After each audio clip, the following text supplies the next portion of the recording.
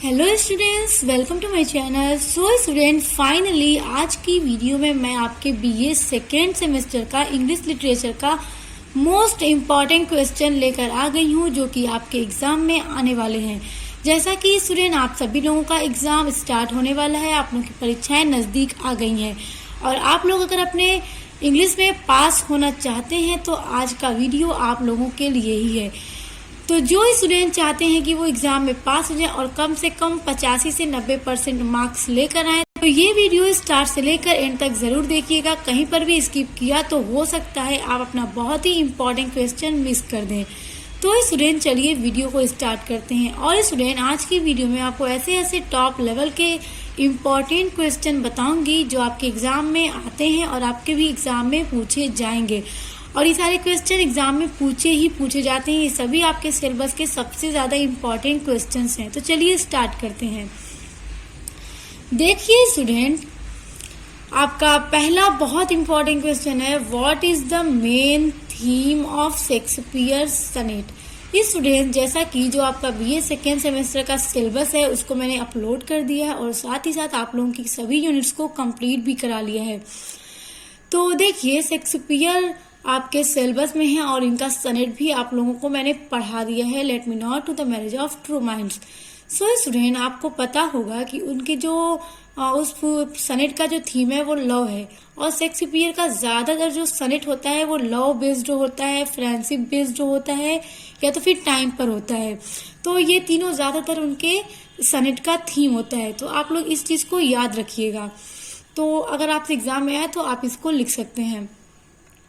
उसके बाद देखिए, दूसरा क्वेश्चन है, write a note on elegy. तो write a note on elegy. देखिए स्टूडेंट्स, इलेजी क्या है? ये आपके फॉर्म्स ऑफ पोएट्री का एक टॉपिक है इलेजी। इलेजी एक तरह की पोएम होती है जिसमें पोएट मतलब शोक मनाते हैं, गम मनाते हैं किसी अपने खास की मृत्यु हो जाने पर। सो स्टूडेंट, ये सब कुछ मैं करा चुकी हूँ। तो आप हर एक क्वेश्चन का आंसर चैनल पर प्लेलिस्ट को चेक करके पढ़ सकते हैं, क्योंकि सभी क्वेश्चन आपके इम्पोर्टेंट हैं। उसके बाद देखिए, तीसरा आपका क्वेश्चन है, व्हाट इज ब्लैंक वर्स। आपका जो यूनिट सेकेंड है स्टूडेंट, स्टैंजा फॉर्म्स, उसमें आपका ये टॉपिक है ब्लैंक वर्स, जो कि बहुत इंपॉर्टेंट टॉपिक है आपके सिलेबस का। आपके एग्जाम में ये कई बार आपके एग्जाम्स में पूछे गए हैं और हो सकता है कि आपके भी एग्जाम में पूछ दिया जाए। तो इसको आप लोग जरूर तैयार कीजिए, क्योंकि परीक्षाओं में पूछे जाने वाला टॉपिक बहुत इंपॉर्टेंट है। देखिए, चौथा क्वेश्चन है, write a note on allegory and its type. Student, allegory क्या होता है ये भी मैं आप लोगों को बता चुकी हूँ, क्योंकि मैंने आपका इंग्लिश लिटरेचर का सिलेबस भी कंप्लीट करा दिया है। तो एंड इट्स टाइप, और जो एलेजरी का टाइप है यानी जो एलेजरी के प्रकार हैं उसको भी मैं बता चुकी हूँ। तो आप लोग वहां से देख लीजिएगा चैनल पर मेरी प्लेलिस्ट में चेक करके, क्योंकि ये सारे टॉपिक आपके इम्पोर्टेंट हैं। स्टूडेंट्स, अगर आपने कुछ भी अभी तक तैयार नहीं किया है और आप परीक्षा में पास भी होना चाहते हैं तो वीडियो आपके लिए बहुत ज्यादा हेल्पफुल होगी। जितने टॉपिक्स, जितने क्वेश्चंस मैं आपको बता रही हूँ सब आप लोग लर्न कर लीजिएगा। उसके बाद देखिए, क्वेश्चन नंबर 5 है, what do you understand by stressed and unstressed syllabus. देखिए स्टूडेंट, जिस तरह आप लोग हिंदी में मात्राएं पढ़ते हैं, बड़ी मात्रा छोटी मात्रा पढ़ते हैं आप लोग, उसी तरह इंग्लिश में स्ट्रेस्ड एंड अनस्ट्रेस्ड सिलेबस होता है, यानी मात्राएं। तो आप उनसे क्या समझते हैं ये भी मैं आपका करा चुकी हूँ। स्टूडेंट्स, देखिए आपका क्वेश्चन नंबर 6 है, give the central idea of the poem the lake Aizawl of Innisfree, जिसके राइटर हैं W.B. Yeats।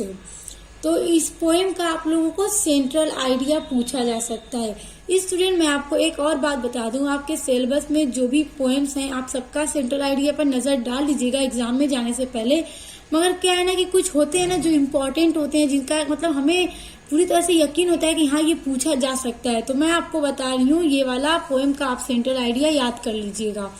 और एक और सेंट्रल आइडिया आपको बताती हूँ, वो भी याद कर लीजिएगा। देखिए, give the central idea of the poem let me not to the marriage of true minds. ये आपके सिलेबस में शेक्सपियर का एक सनेट है, जो कि आपके सिलेबस का बहुत ही इम्पोर्टेंट सनेट है और इसका सेंट्रल आइडिया एग्जाम में आपसे पूछा जा सकता है, इसलिए आप इसका भी सेंट्रल आइडिया देख लीजिएगा।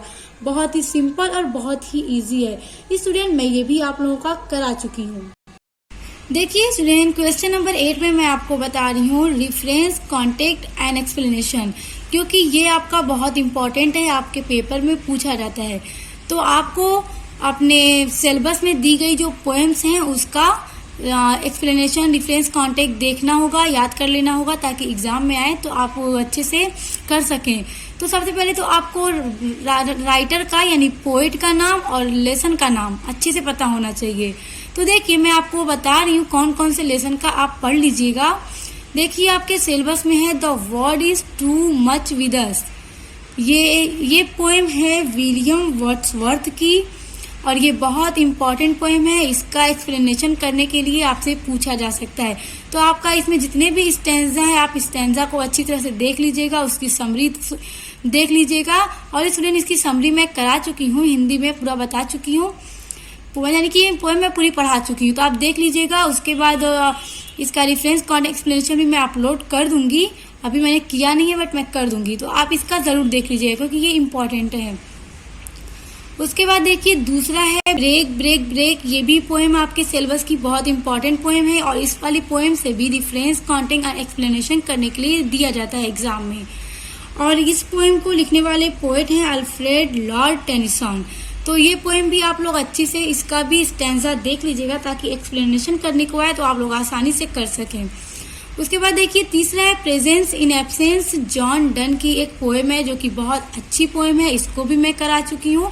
तो सुनिए, ये तीनों पोएम मैं करा चुकी हूँ। आप इन तीनों का समरी भी सुन लीजिएगा ताकि जब तक आपको समरी नहीं पता होगी इसकी तब तक आप एक्सप्लेनेशन नहीं कर पाएंगे।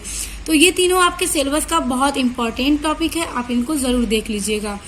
उसके बाद देखिए क्वेश्चन नंबर 9 है write a note on the structure of a Shakespeare sonnet. Most important question. Student, Shakespeare का जो सनेट का स्ट्रक्चर है उस पर आपको नोट लिखने के लिए कहा जा सकता है। अब चाहे आपसे लॉन्ग में कहा जाए या शॉर्ट में कहा जाए। अगर शॉर्ट में कहा जाएगा तो आपको 200 वर्ड्स में आंसर देना होगा, अगर लॉन्ग में कहा जाएगा तो आपको 500 वर्ड्स में आंसर देना होगा। ये क्वेश्चन भी एग्जाम में कभी कभी पूछ देता है, इसलिए आप इसको भी जरूर देख लीजिएगा, इसको भी मैं करा चुकी हूँ। उसके बाद देखिए क्वेश्चन नंबर 10 है डिफाइन नेगेटिव कैपेबिलिटी। देखिए नेगेटिव कैपेबिलिटी क्या है, ये जॉन किट्स के द्वारा दी गई थी नेगेटिव कैपेबिलिटी, जो कि आपके सिलेबस में बहुत इंपॉर्टेंट है। पोएटिक डिवाइसेस में आपके ये टॉपिक है। तो नेगेटिव कैपेबिलिटी क्या है ये एग्जाम में आपके शॉर्ट क्वेश्चन में या वेरी शॉर्ट में पूछा जाता है, तो आप लोग इसको भी देख लीजिएगा। स्टूडेंट, इसको भी मैं बता चुकी हूँ। उसके बाद देखिए आपका क्वेश्चन नंबर 11 है write an essay on Wordsworth as a poet of nature. Students देखिए जो विलियम वर्ड्सवर्थ हैं आपके सिलेबस में, जिनकी पोएम अभी मैंने आपको बताई the world is too much with us. तो विलियम वर्ड्सवर्थ जो हैं वो as a poet of nature यानी नेचर के पोएट के रूप में कैसे हैं, उनके ऊपर आपको एक एस्से लिखना है, यानी इनके ऊपर आपको एस्से लिखना है एक पोएट ऑफ नेचर के रूप में ये कैसे हैं। तो ये इम्पोर्टेंट है, आप लोग इसको भी तैयार कर लीजिएगा। देखिए स्टूडेंट्स, अब क्वेश्चन नंबर 12 है जो कि बहुत इंपॉर्टेंट क्वेश्चन है, टॉप लेवल का क्वेश्चन है, परीक्षा में पूछा जाता है। Describe the scene of the churchyard as seen by the poet. देखिए स्टूडेंट, आपके सिलेबस में थॉमस ग्रे की एक इलेजी है, elegy written in a country churchyard, जिसमें वो कब्रिस्तान में बैठकर इलेजी लिखते हैं। कौन लिखता है? थॉमस ग्रे लिखते हैं। तो वही आपसे कहा जा रहा है describe the scene of the churchyard as seen by the poet. तो ये भी इम्पोर्टेंट क्वेश्चन है स्टूडेंट, आप लोग इसको भी जरूर तैयार कर लीजिएगा। उसके बाद क्वेश्चन नंबर 13 है write an essay on John Donne as a love poet. देखिए जॉन डन जिनकी पोएम आपके सिलेबस में प्रेजेंस इन एब्सेंस है, जिसको मैं करा चुकी हूँ। तो जॉन डन एक लव पोएट के रूप में कैसे हैं, उनके ऊपर आपको एक नोट लिखने के लिए कहा जा सकता है। ये बहुत इंपॉर्टेंट है और इस तरह के क्वेश्चंस आपके लॉन्ग क्वेश्चन में पूछे जाते हैं और जिसका आंसर आपको 500 वर्ड्स में देना जाता है। हो सकता है समटाइम्स ये आपसे शॉर्ट में भी पूछ दिया जाए, मगर ज्यादातर इस टाइप के क्वेश्चन आपसे लॉन्ग में ही पूछे जाते हैं, इसलिए इस तरह के क्वेश्चन को हमेशा लॉन्ग में ही तैयार कीजिएगा। सो स्टूडेंट्स देखिए जॉन डन को यहाँ पे क्यों पूछा जा रहा है एज अ लव पोएट, क्योंकि जो इनकी पोएम प्रेजेंस इन एब्सेंस है वो उसमें उन्होंने इस पोएम को तब लिखा था जब वो अपनी मीटिंग के काम की वजह से कहीं बाहर जा रहे थे, अपनी वाइफ से दूर जा रहे थे। तब उन्होंने लिखा था कि मतलब दूर रहने से दूरियां बढ़ती नहीं हैं, मगर मतलब और इंसान करीब आ जाते हैं। इस तरह की पोएम उन्होंने लिखी थी जो कि बहुत ज्यादा लव बेस्ड थी। तो इसलिए यहाँ पे क्वेश्चन कहा जा रहा है write an essay on John Donne as a love poet. Students, मैंने प्रेजेंस इन एब्सेंस को करा दिया है, आप लोग उसको देख लीजिएगा। बहुत ही इंटरेस्टिंग पोएम है। जब आप लोग उसको पढ़ लेंगे तो आपको पता चल जाएगा कि इस क्वेश्चन का आंसर आपको किस तरह से लिखना है। अब देखिए, आ जाते हैं आपके क्वेश्चन नंबर 14 पे, जो कि बहुत ज्यादा इम्पोर्टेंट क्वेश्चन है आपके एग्जाम के लिए। Why does the poet desire to escape into the peaceful and lonely atmosphere of Innisfree? देखिए स्टूडेंट, आपके सिलेबस में एक पोएम है W.B. ईस्ट की, the lake Aizawl of Innisfree. तो देखिए वहीं से ये उसी पोएम से ये क्वेश्चन बना है आपका। Why does the poet desire to, यानी पोएट यानी जो कवि हैं वो डिजायर करते हैं, वो क्यों इच्छा करते हैं escape यानी निकास करना, into the peaceful यानी एकदम शांति, एंड lonely यानी अकेली एटमॉस्फेयर ऑफ इनिस्फ्री। इनिस्फ्री एक आइसलैंड है। वो सोचते हैं कि मैं आइसलैंड उस इनिस्फ्री में चला जाऊं और जहाँ पे बहुत ज्यादा सुकून हो, शांति हो। तो वो वहाँ पे रहने की इच्छा क्यों करते हैं, ये आपसे पूछा जा रहा है। तो स्टूडेंट देखिए, मैं आपको बता दूं कि जो आपके सिलेबस में पोएम है the lake Aizawl of Innisfree, तो इसमें पोएट ये कहते हैं कि वो लंदन में जो रश है वो वहां से बहुत ज्यादा उब चुके हैं। अब वो चाहते हैं कि अब उनके लाइफ का जितना भी डे बचा है, जितने भी शेष दिन बच गए हैं, वो ऐसी जगह पे गुजारना चाहते हैं जहाँ पे बहुत ज्यादा शांति हो, सुकून हो और अकेले वो वहां पे रहें, जहाँ का एटमॉस्फेयर बहुत ज्यादा उनको सुकून दे। मतलब वो लंदन की भीड़ भाड़ से, रश से बहुत ज्यादा उब चुकी हैं, इसलिए वो ऐसी जगह की तलाश करते हैं। तो उनके ख्याल आता है इनिस्फ्री का कि वो वहां पे जाएं और सुकून से अपनी जिंदगी को गुजारें। तो ये यहाँ पे आपके क्वेश्चन में यही पूछा जा रहा है कि वो रहने की इच्छा क्यों करते हैं। तो आपका आंसर बस यही हो जाएगा। आप इसी को लिख दीजिएगा एग्जाम में, आपको बहुत अच्छा मार्क्स मिल जाएगा। उसके बाद देखिए क्वेश्चन नंबर 15 है, what is figure of speech, explain it's type. बहुत इंपॉर्टेंट क्वेश्चन है स्टूडेंट, क्योंकि फिगर ऑफ स्पीच आपके पोएटिक डिवाइसेस का एक टॉपिक है, फिगर ऑफ स्पीच। और आप लोग के सिलेबस में यानी सेकेंड सेमेस्टर में आप लोगों के पोएम ज्यादा हैं और पोएम्स में फिगर ऑफ स्पीच का यूज किया जाता है। हर पोएट अपने अपने अकॉर्डिंग पोएट के फिगर ऑफ स्पीच का यूज करते हैं। तो फिगर ऑफ स्पीच क्या है स्टूडेंट? ये जो आप हिंदी में अलंकार पढ़ते हैं वही फिगर ऑफ स्पीच होता है।